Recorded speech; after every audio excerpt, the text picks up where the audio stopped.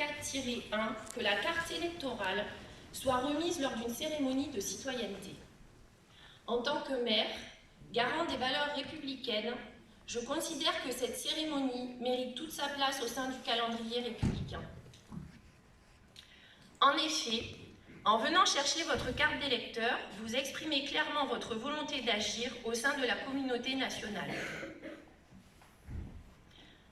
Alors merci à toutes et à tous pour votre présence aujourd'hui, qui s'inscrit dans une double démarche citoyenne.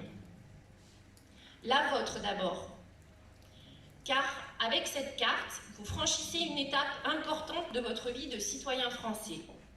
Un titre dont il faut se féliciter, car il n'a pas toujours allé de soi, loin s'en faut d'ailleurs.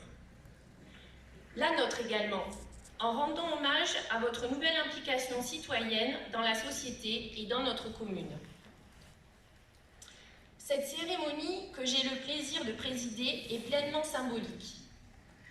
Symbolique comme votre présence ici, qui témoigne de votre volonté de participer à la vie républicaine de notre pays. Votre démarche volontaire représente à elle seule un acte fort de citoyenneté. Et je vous félicite donc pour votre geste. Merci d'être là aujourd'hui. Symbolique également car cette cérémonie nous rappelle que, quelles que soient nos origines, la couleur de notre peau, notre culture, notre condition sociale ou notre religion, nous sommes tous des citoyens d'un État où les valeurs de la République s'exercent dans le cadre d'une démocratie laïque.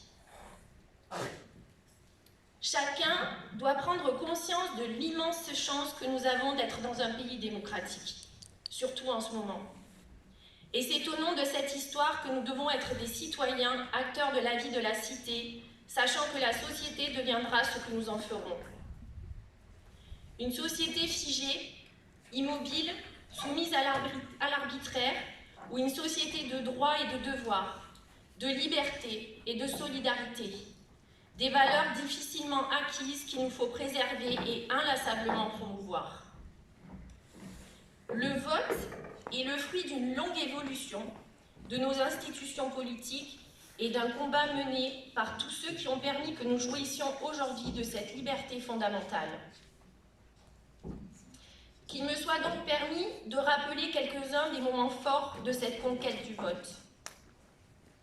En 1971, sous la monarchie constitutionnelle, le suffrage était encore censitaire et indirect.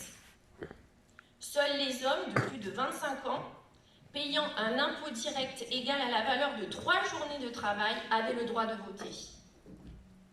Le 5 mars 1848, la République adoptait le suffrage universel qui ne sera plus remis en cause par la suite. Tous les Français âgés de 21 ans et jouissant de leurs droits civils et politiques pourront dès lors voter et le vote deviendra secret. Vous avez bien entendu, mesdames, on ne parle là que du suffrage masculin pour l'instant. C'est pourquoi une autre bataille s'engage pour l'égalité des droits entre les femmes et les hommes.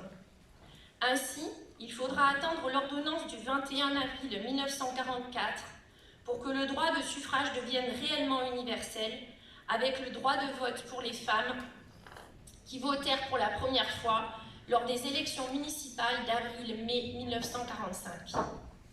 En 1974, enfin, l'âge minimum pour voter passe à 18 ans. Finalement, en retirant ce jour votre carte d'électeur pour vous rendre aux urnes les 10 et 24 avril pour les élections présidentielles, puis le 12 et le 19 mai pour les élections législatives, vous vous inscrivez en toute beauté dans la longue histoire de notre démocratie.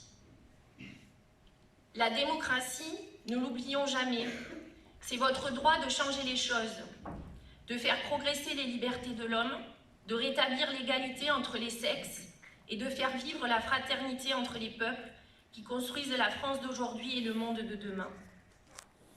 Et comme l'écrivait Jean-Jacques Rousseau, renoncer sa liberté, c'est renoncer à sa qualité d'homme, aux droits de l'humanité et à ses devoirs.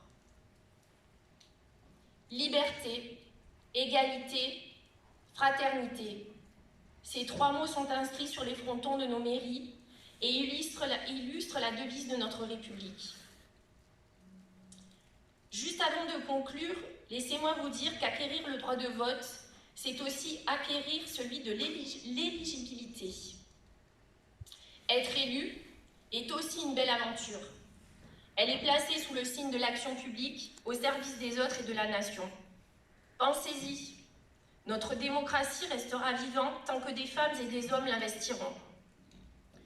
Maintenant, nous allons appeler un par un les jeunes qui ont eu 18 ans cette année afin de leur remettre leur carte d'électeur avant de partager un moment convivial avec vous.